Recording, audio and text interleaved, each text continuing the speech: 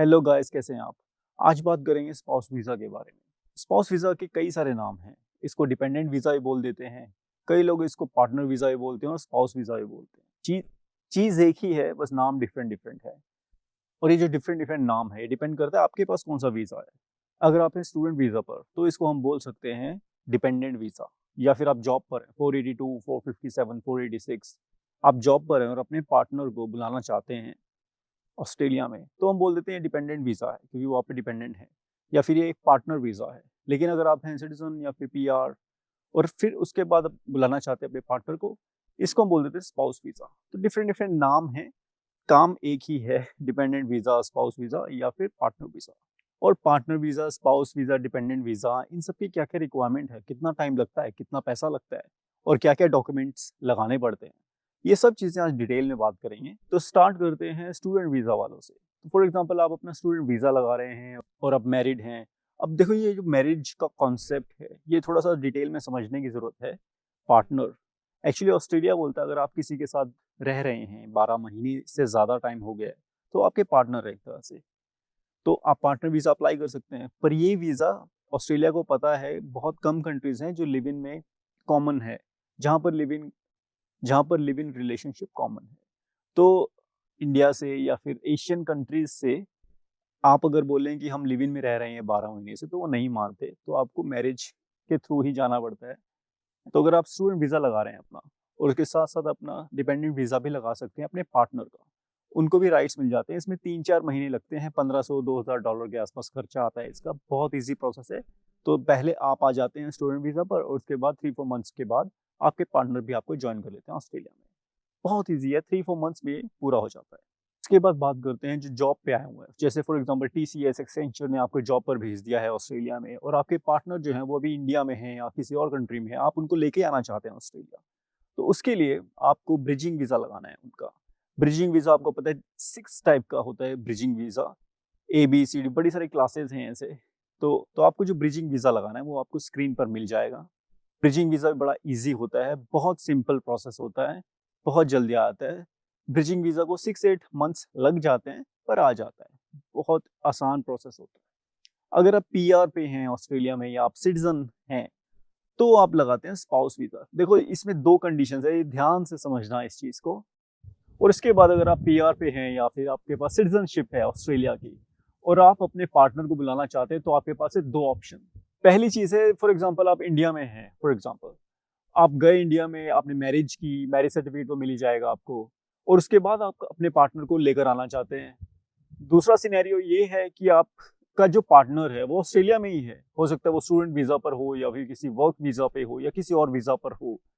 अब क्योंकि वो पहले से ऑस्ट्रेलिया में है, तो ये दूसरा सिनेरियो है। तो आपका पार्टनर अगर फॉर एग्ज़ाम्पल पहले मानते हैं ऑस्ट्रेलिया में है, अगर ऐसा है तो आप शुरू करेंगे 820 नंबर का जो वीज़ा है वो आपको लगवाना है अपने पार्टनर का। उसके लिए इम्मी अकाउंट में जाके अपनी एक न्यू एप्लीकेशन लॉन्च कर देना 820 नंबर के लिए। बहुत सारे डॉक्यूमेंट्स हैं, डॉक्यूमेंट्स मैं अभी बताता हूँ आपको, पहले मैं एक पूरा प्रोसेस बता दूँ। ये 820 नंबर का जो वीज़ा है, ये 2 इयर्स का वीज़ा है। इसमें होता है कि आपको आपके जो पार्टनर है उनको 2 साल का वर्क राइट्स मिल जाएँगे, वो रह सकते हैं, उनका मेडिकेयर बन जाएगा, 6 मंथ्स का बनता है, वो हर 6 मंथ में अपने आप आता है आपके रेज़िडेंशियल एड्रेस पे। तो आप अपना रेज़िडेंशियल एड्रेस जो है एमई अकाउंट में ज़रूर अपडेट करते रहना जब भी आप मूव करोगे। तो 820 नंबर का वीज़ा 2 साल के लिए लगता है और ये 6-8 महीने ले लेता है। तो अगर आप आज अप्लाई करोगे तो 6-8 महीने लग जाएँगे और अगर आप आज सोचोगे कि हाँ, चलो अप्लाई करते हैं, 1 महीना तो आपको लग ही जाता है डॉक्यूमेंट बनाने में। पीसीसी और पासपोर्ट, मैरिज सर्टिफिकेट और बहुत सारी चीज़ें जो मैं अभी बताऊँगा। तो 820 नंबर वीज़ा, पर ये 2 साल का है, पीआर नहीं है। 2 साल के बाद वो चेक करते हैं कि आप अभी भी रिलेशन में हो या नहीं, दोनों साथ हो या नहीं। अगर हो, बहुत अच्छी बात है। 801 है पीआर, आपके पार्टनर को मिल जाएगा। उसका प्रोसेस बड़ा सिंपल है। जब भी 2 साल हो जाएँ, जिस डेट को 820 नंबर का वीज़ा, कॉल करो होम अफेयर्स को और उनको बोलो, वो बोलेंगे ओके, आप एक न्यू एप्लीकेशन लॉन्च कर दो और सब मामला डन हो जाएगा। लेकिन अगर आपके पार्टनर हैं इंडिया में, तो क्या करें? सिनेरियो नंबर दूसरा जो कि है, अगर आपके पार्टनर आपके होम कंट्री में है, तो फॉर एग्जांपल आप मैरिज करने इंडिया में गए, आपने मैरिज की और आपके पार्टनर वहीं से हैं, उस केस में आपको लगाना है 309 वीज़ा है, वही सिंपल इमी अकाउंट में जाकर अकाउंट बनाकर, अगर आपका अकाउंट पहले से है तो सिर्फ एप्लीकेशन लॉन्च कर दो, करके मेडिकल वगैरह करके पीसीसी डॉक्यूमेंट वगैरह लगा के उसके बाद आप, इसमें भी 6-8 महीने 1 साल लग जाता है। तब तक के लिए आप अपने पार्टनर को यहाँ पे एज़ अ टूरिस्ट वीज़ा लगा आ सकते हैं। टूरिस्ट वीज़ा जब खत्म हो जाए उसके आप ब्रिजिंग वीज़ा लगा देना। ब्रिजिंग वीज़ा में क्या होता है, फ़ायदा हो जाता है, ब्रिजिंग वीज़ा 6 तरह का होता है, ए, बी, सी, डी, ई, एफ ऐसे-ऐसे काफ़ी सारे हैं, पर मिल जाता है। तो आपके पार्टनर को अगर जब तक 309 नहीं आया, तब तक आप टूरिस्ट वीज़ा लगाओ और जब आपको टूरिस्ट वीज़ा एक्सपायर हो जाए, ब्रिजिंग वीज़ा लगा दो, काम सेट है।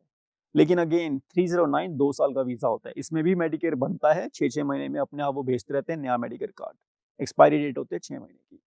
और साथ में और जब आपको 2 साल पूरे हो जाएँ 309 में, उसके बाद आप लॉन्च कर दो 100 वीज़ा। 100 पीआर है अगेन पार्टनर वीज़ा के लिए, और 100 आते ही आपको फुल पीआर मिल जाएगा, मतलब आपके पार्टनर को। तो ये 2 सिनेरियोज़ हैं। अब बात करते हैं डॉक्यूमेंट्स की। सबसे पहले तो आपको मैरिज सर्टिफिकेट चाहिए। जब आप मैरिज करते हैं तो आपको मैरिज सर्टिफिकेट मिल ही जाता है, जिस भी देश से हैं, जिस भी कंट्री से हैं आप।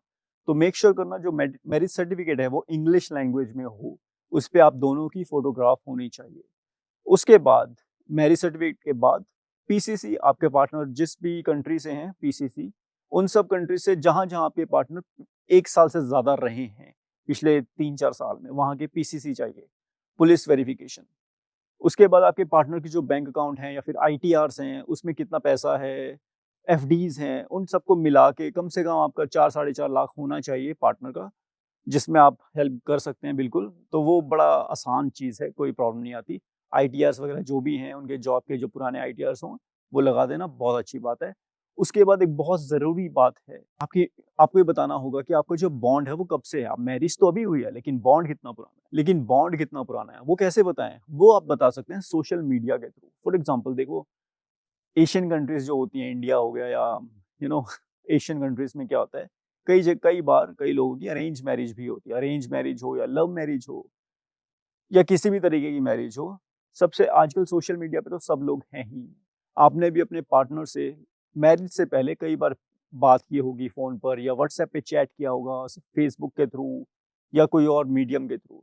तो उन सब के स्क्रीनशॉट लगाने हैं। स्क्रीनशॉट जितना ज़्यादा पुराना होगा, अगर 2 साल पुराना कोई स्क्रीनशॉट लगा सकते हो तो बहुत अच्छी बात है, पर ट्राई करो कम से कम 6 महीने पुराना तो होना ही चाहिए स्क्रीनशॉट।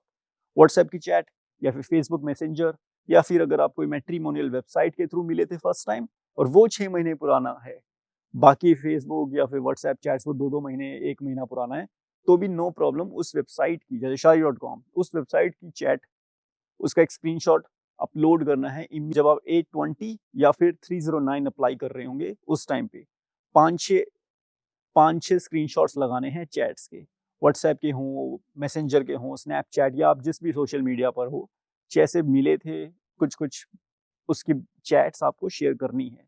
फ़ायदा ये होगा कि उन्हें ये लगेगा कि आपका बॉन्ड बहुत अच्छा है और आप एक-दूसरे को जानते हो, क्योंकि पास्ट में ऐसे कुछ केसेज़ हुए थे कि लोग कॉन्ट्रैक्चुअल मैरिज कर लेते, एक-दूसरे को जानते नहीं थे पर मैरिज कर लेते थे और आ जाते थे। तो ये इस तरह की चीज़ें मत करो, और ये चीज़ें ना हो फ्यूचर में, उसी के लिए ही चैट्स लगाना बहुत ज़रूरी है। तो हमने आज बात की क्या-क्या वीज़ा ऑप्शंस हैं, कितना-कितना पैसा, टाइम लगता है और क्या-क्या डॉक्यूमेंट्स लगते हैं। तो डॉक्यूमेंट्स में मेनली यही है, मैरिज सर्टिफिकेट, पीसीसी, उसके बाद आईटीआर्स, करंट बैलेंस कितना है, और उसके साथ-साथ चैट्स, जो पुरानी चैट्स हैं। उसके बाद आप पे करते हो $4000 और साथ ही साथ मेडिकल वगैरह होता है। टाइम लगता है 6-8 महीने अगर हम पीआर के लिए बात करें, पर आपको मिल जाता है। तो अगर आपकी कोई क्वेरी हो, कोई कमेंट हो तो हमें ज़रूर बताइए। बाकी चलिए मिलते हैं नेक्स्ट वीडियो में, तब तक के लिए बाय-बाय। तो दोस्तों आज है 8 अप्रैल और ईस्टर का टाइम चल रहा है। ईस्टर संडे तो कल है, गुड फ्राइडे कल था। तो हम आए हैं यहाँ पे, जगह है बेट्समैन बे। ये सिडनी से तकरीबन 300 किलोमीटर दूर है, मेलबर्न की तरफ। कैनबरा और मेलबर्न के बीच में आता है, साइड में पड़ जाता है थोड़ा। अच्छी जगह है, आप भी आ सकते हैं यहाँ पे, बेट्समैन बे। बाकी बहुत अच्छी-अच्छी जगहें हैं पूरे ऑस्ट्रेलिया में ही। तो एक्सप्लोर करो, आओ और एक्सप्लोर करो।